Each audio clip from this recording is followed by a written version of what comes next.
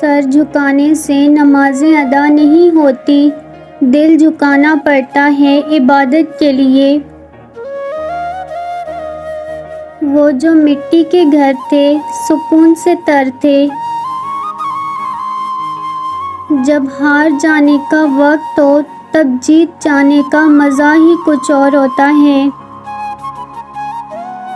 حساب کتاب صرف رب نے صحیح لگایا، سب کو خالی ہاتھ بھیجا اور خالی ہاتھ بلایا۔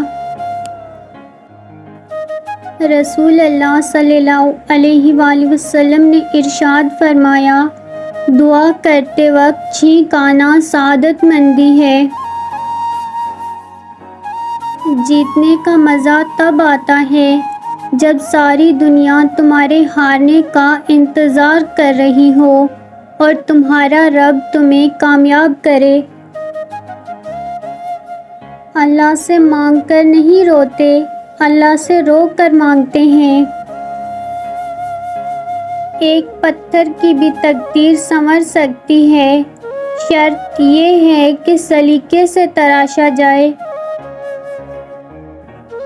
مطلب کی کشتی پر سوار لوگ بہت جلد مخلص لوگوں سے بچھڑ جاتے ہیں۔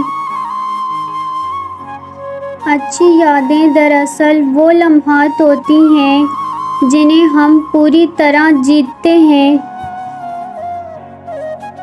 دھوکہ دینے والا خود تو مصائب کا شکار ہو جاتا ہے، لیکن اپنی نسلوں کو بھی بددعاؤں کے سپرد کر دیتا ہے۔ حسن ڈھل جاتا ہے، حسن سلوک باقی رہتا ہے۔ اپنے ارد گرد لوگوں سے ہمیشہ خوش اخلاقی سے بات کریں، نہ جانے جن سے آپ سختی سے مخاطب ہوں وہ زندگی کے کس تک مقام سے گزر رہا ہو۔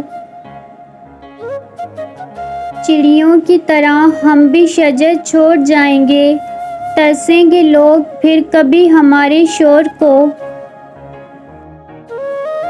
دل کا راستہ اخلاق کی سیڑھی سے جاتا ہے۔ مختصر ہوئے پہلے گفتگو کے سلسلے، آہستہ آہستہ خاموشی تعلق نکل گئی۔ کپڑے انسان کے جسم کو ڈھانپتے ہیں اور گفتگو اس کی شخصیت کو۔ تم قطرہ مانگتے ہو، میرا رب دریا عطا کرتا ہے۔ جس نے سکھ میں شکر ادا کیا اس نے دکھ میں رب کو بہت قریب پایا۔ اولاد کے لیے باپ وہاں ہاتھ پھیلا لیتا ہے جہاں وہ پاؤں رکھنا بھی گوارا نہیں کرتا۔ اللہ پاک محتاجی سے بچائے، آمین۔ آپ نے زندگی سے کچھ نہیں سیکھا اگر آپ سمجھتے ہیں کہ ہر بار آپ ہی ٹھیک تھے۔ حضرت ابو بکر صدیق رضی اللہ تعالیٰ عنہ نے فرمایا، کسی کو دکھ دینے والا کبھی خوش نہیں رہ سکتا۔ بعض اوقات دعائیں رب کے فیصلے نہیں بدلتے مگر آپ کا دل بدل دیتی ہیں اور رب کے فیصلے کے مطابق کر دیتی ہیں۔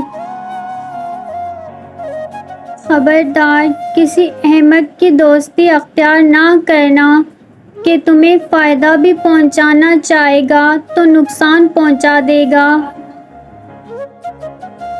لوگ لاکھ رکاوٹیں بنا لیں، اللہ راستہ بنا ہی دیتا ہے۔